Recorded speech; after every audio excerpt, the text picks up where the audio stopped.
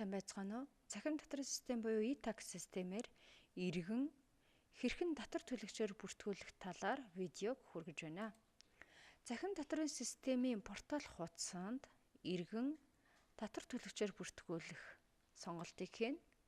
За энэхүү хүсэлтэнд гарч ирж байгаа талбаруудыг хэрхэн бөглөх талаар танд зааврыг хүргье.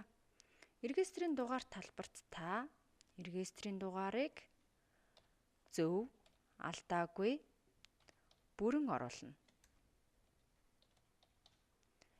Иргэний үнэмлэхний хуулбар хавсрахах талбарт та иргэний үнэмлэхний ар, өврийн зургийг оруулна.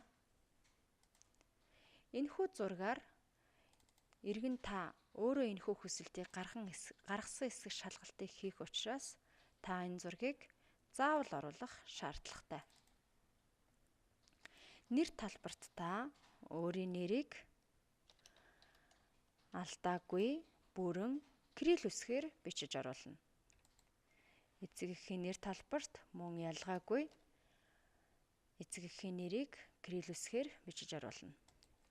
Ургийн овог талбарт та мөн ялгаа авахгүй кирилл үсгээр бичнэ.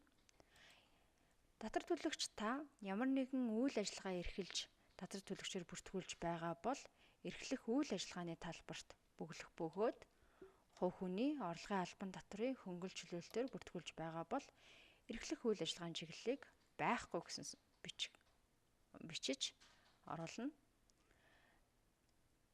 Татвар төлөгчөөр бүртгүүлэх татврын албыг сонгоно. Харьяа өөрийн сум хороог сонгож оруулна. За энэхүү бүртгэлийг бүртгэж оруулсан иргэний нэрийг оруулна. Холбоо барих утасны дугаар дээр энэхүү хүсэлттэй холбоотой тухайн иргэнтэй иргэн холбогдох утасны дугаарыг бичиж оруулна.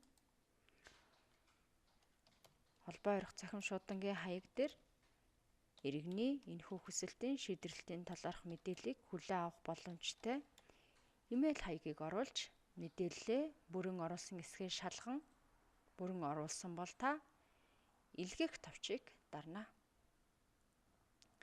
Ингэснээр тухайн хүсэлт амжилттай илгээгдсэн талаарх мессежийг хүргэнэ. Та энэхүү мессежийг маш анхааралтай хянах бөгөөд хүсэлт нь илгээх үед ямар нэгэн алдаа гарсан тохиолдолд хүсэлт илгээгдэж чадсангүй талаарх мэдээллийг хүргэх болно. Энэхүү хүсэлтийг мөн тухайн иргэний өмнөөс өөр хүн гаргасан байх эрсдэл гарсан тохиолдолд татврын албанаас холбоо барих утасны дугаараар лавлаж дуудлага хийх болно. Энэхүү хүсэлтийг татврын алба хүлээн авч шалгаж шийдвэрлсэний дараагаар энэхүү хүсэлтэнд оруулсан утасны дугаар болон имэйл хаягаар таны e-tax системд нэвтрэх нэр, нууц үг илгээгдэх болно. Жишээ болгон та бүхэнд мэйлийг үзүүлэхэд мэйлэн дээр татвар төлөгчөөр бүртгэсэн тухай мэдээллийг хүргэх бөгөөд e-tax системийн нууц үгийг хүргэнэ. Та энэхүү мэдээллээр e-tax систем дээр дараах байдлаар нэвтрэнэ.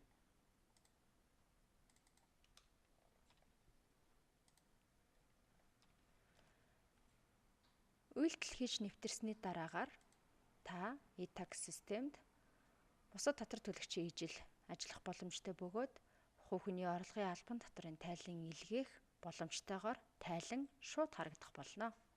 Анхаарал хандуулсан та бүхэнд баярлалаа.